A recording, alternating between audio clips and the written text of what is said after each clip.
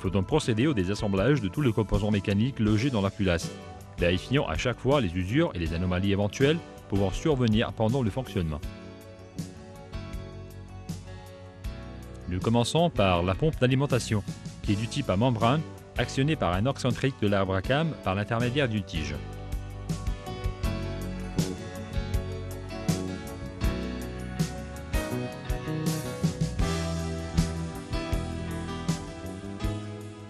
Elle est pourvue d'un levier extérieur pour l'amorçage manuel.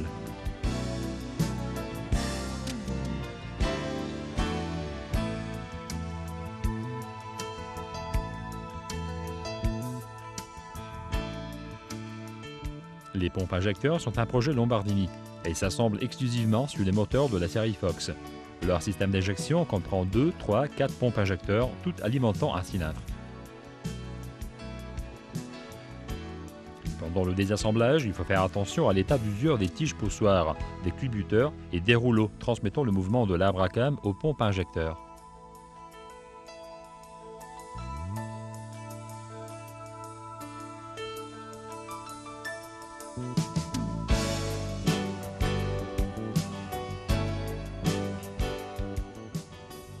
Après avoir dévissé les écrous de support fixant l'axe à la culasse, désassembler l'axe des culbuteurs.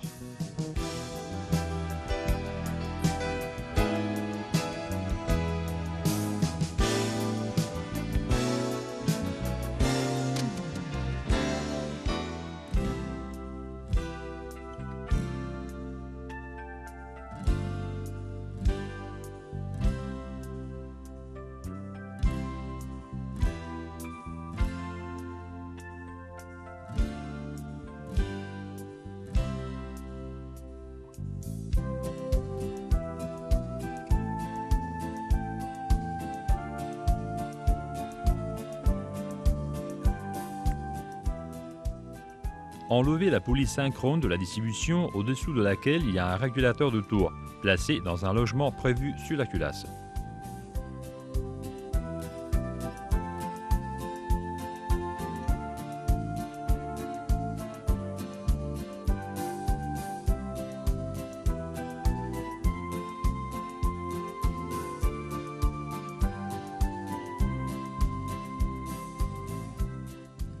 Vérifiez d'abord l'étanchéité de l'anneau par huile, le coulissement du roulement à billes, ainsi que l'intégrité de la bague d'étanchéité à huile. Toute perte éventuelle pourrait endommager la courroie synchrone de distribution, tout en réduisant considérablement la durée.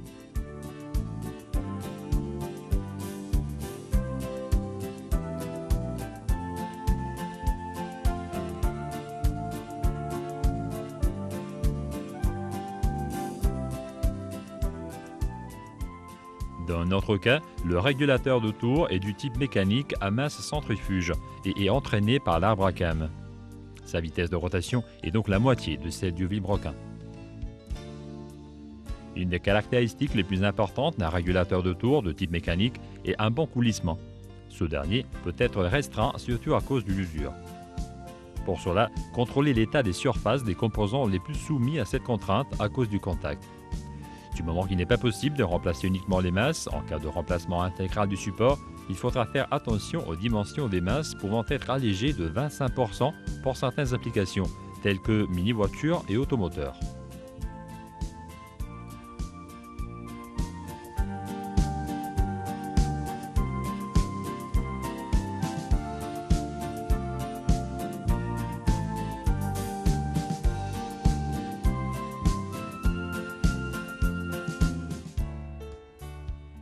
Enfin, vérifiez le parfait coulissement de la butée.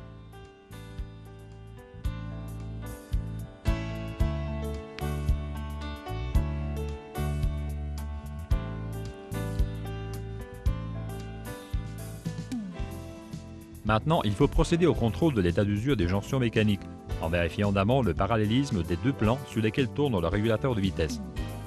Toute différence éventuelle ne doit pas dépasser la valeur de 0,05 mm.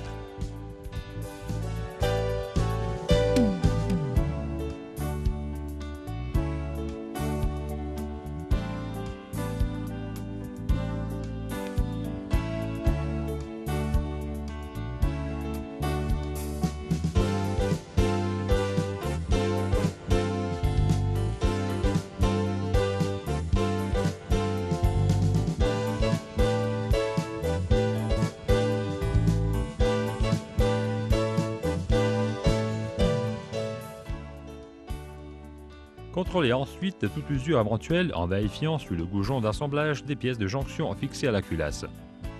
Dans certaines applications, comme par exemple dans les groupes électrogènes excavateurs, pour lesquels les performances du régulateur sont extrêmement importantes, des roulements à billes ont été assemblés sur les leviers afin d'augmenter le coulissement du régulateur de vitesse et par conséquent la performance.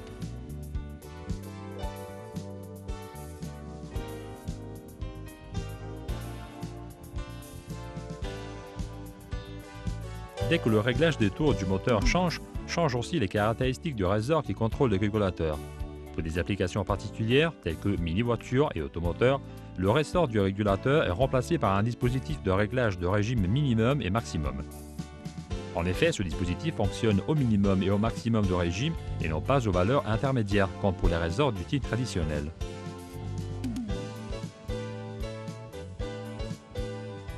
Désassembler les bougies de préchauffage.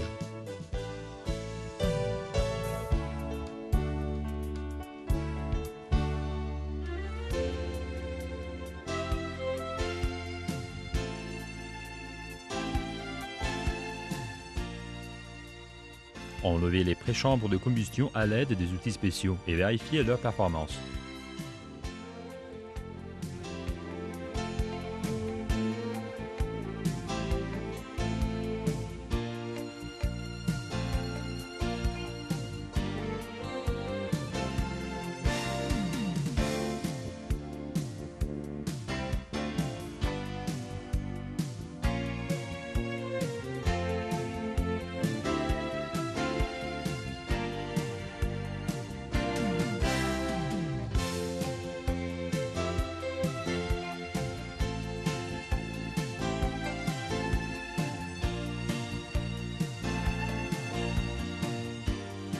Enlever l'arbre à cames de son logement.